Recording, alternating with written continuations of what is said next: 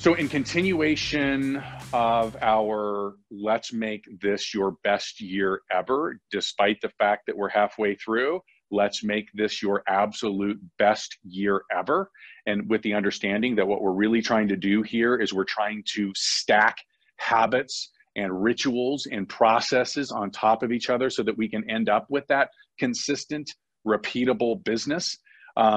When we think about all of these pieces and the things that we do, I can't help but sort of think about this word excellence, right? Like if I stack enough great processes on top of each other so that I can create this incredible business, the outcome is this consistent, repeatable business that is excellent. Does it make sense?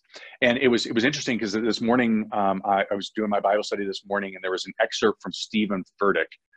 If you guys don't know who Stephen Furtick is, you've got to check him out. He's without question probably one of the most dynamic and engaging pastors I've ever watched, but he's so awesome. And so I took a little excerpt because he defined it here. He defined excellence, and this is how he defined it. It's the best of the best is what excellence is. When our thoughts are excellent, they're superb, they're exceptional, they're fabulous. Excellent thoughts, and then I add actions and processes, lead us to live excellent lives.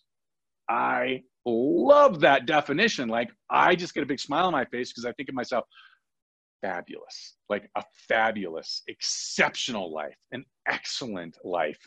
That sounds so amazing to me. And what I'm here to tell you today is that it is all about creating the checklist. It's all about creating the excellent process that delivers the excellent experience, which ultimately delivers the excellent outcome. That gives you your best year ever, your best life ever, the best marriage, the best kids, the best business, the best community. It's all tied together, right? So if you are not yet a believer, I hope that you feel the passion in my heart, in my soul, that this is in fact the way to do it, okay? So today we are going to talk about the best practice process for onboarding your listing. So this is from the moment that we get our listing signed, the paperwork is signed, okay, to the moment that the property goes live, right? So it's this little moment in time. And I'm gonna go ahead and read from my list. And hey, listen, if you would like the PDF of this, that's a step-by-step, let's do onboard, right? So direct message me onboard. The best place to do that is on Instagram, by the way. My text messages just get blown up. So go to Instagram and just direct message me on board, and I'll send you the PDF. But it's a 15-step process. And listen, folks, here's the great news for you. Just because this is mine doesn't mean it needs to be yours, but you have a starting point. So take it.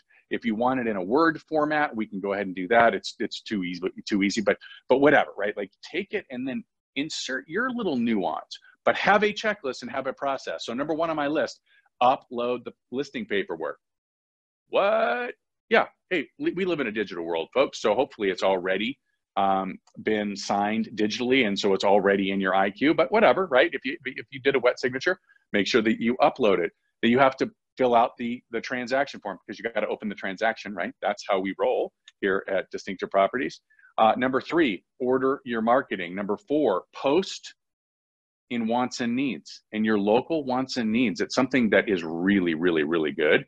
And it's, for whatever reason, it's been missed recently. So when you know that you now have that, boom, wants and needs, right? Hey, ladies and gentlemen, in 5 days, I'm going to have this property at 123 Main Street. It's going to be on the market. It's a 3-bedroom, 2-bath. It's $389,000.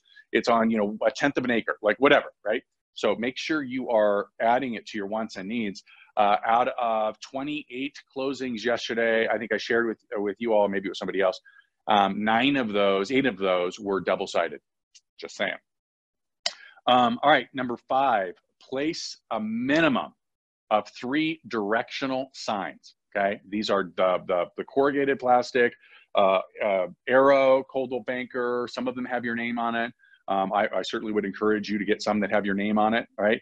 And you put them at the main thoroughfares, right? You're directing people all the way into the property. You can put a for sale sign on it. What I would do is I would make sure you have a writer that says coming soon. I understand there are rules. Please don't yell at me. I don't want all your messages about, hey, we have to follow the rules. Yes, of course we have to follow the rules, right? But following the rules doesn't mean that we are not doing what's in the best interest of our clients. This is notorious. It's open. This is not about you skirting the rules. This is about you doing what's best interest of your client. Number 6 on my list is shoot a Facebook Live video. I'm talking about the boom. Hey everybody, I'm at 123 Main Street. It's a 3-bedroom. You can see behind me, it's beautiful. We're just getting things cleaned up. We've got some paint and some carpet, and we've got photos coming on Thursday. This property's be on the market. It's $922,000, right? Do a Facebook Live. If you know anybody that's interested in a property in this neighborhood, please reach out, private message me. My text me at this phone number. Okay, got it? All right, love that one. Number 7, schedule your virtual open house. And then, of course, you're going to follow the distinctive virtual open house checklist. It's a process, right? So just to tie these things together, but go ahead and schedule your virtual open house. You're going to send out neighborhood letters, right? And that is, hey, listen, I am bringing on 123 Main Street. It's a 4-bedroom. It's a 5-bath. My experience is that the neighbors usually know somebody that wants to move into the neighborhood. I thought maybe I would just send you a letter and alert you to the fact this is happening. If you know anybody, please connect with me, right? Again, that's a great marketing piece, not just for buyers, but for sellers, because people are going to be like, hey, how much is that being listed for? By the way, little trick, don't put the price in the coming soon letter. Don't put the price in the coming soon letter. People will call you and say, hey, I got your letter. How much are you listing that property for? Brilliant. All right. Create a coming soon flyer. This is quick and dirty. You've got a marketing department, so just reach out to them. You also, we'll talk about agent concierge, but you've got a marketing department. We can drop in a photo or stats of the property with some other things. So you have something that you can go and then knock on 100 doors. Knock on 100 doors. The key to this is that I'm going to a property, I'm knocking on the door. Excuse me, if I've got a flyer, I'm putting a quick little handwritten note on there and I'm sticking in the door. The purpose of this is not only to alert people that you have this coming soon, but it's also meant to build your list, right? So you can say, hey, listen, if you'd like the full information and the virtual tour and the Matterport and all that kind of stuff, just give me your email and I'll go ahead and email that to you. You're building your list, building your list. Number 11, make 100 phone calls. There's a bunch of different products that will allow you to do circle dialing. Again, build your list. Number 12, calendar your Friday seller update calls. So my standard operating procedure was that every Friday is when I would reach out to all of my sellers and I would give them an update on what was going on with their property. Let me tell you something. It was a game-changing strategy for me. Every Friday afternoon, all of my sellers would get data, right? This is how many properties came on the market. This is how many went pending. This is how many that sold. Here's the average price per square foot. Whatever the number, whatever information that I had deemed important for that particular property, we delivered that every single Thursday. What was great is then when I called on Friday, more times than not, what I got was a text back. Hey, saw that you called, got your email, all good. Game changer. Remember, one of the number one complaints that sellers have about their real estate agent is that they didn't communicate enough. All right, number 13, proof marketing material from your marketing concierge. You got to check your emails. We've got to proof that information so that we can send it back to your marketing concierge team so that they can actually do an exceptional job for you. Number 14, add it to your newsletter. Again, you have a custom newsletter. There's no reason every time you get a listing, you should be adding it so that it's a featured property on your newsletter when it goes out. And then number 15, email. Email. Can you imagine? You've got to email to everybody in your database. I mean, everyone. Hey, Carrie, I just wanted to alert you to the fact that I've got a new property that's coming in the market. It's a 3-bedroom, 4-bath, $1.2 million in Telluride, blah, blah, blah, right? Like you've got to, let's face it, 1.2 million in Telluride's probably not happening, right? Okay, it's 2.2 in Telluride at 3 bedrooms, 4 baths.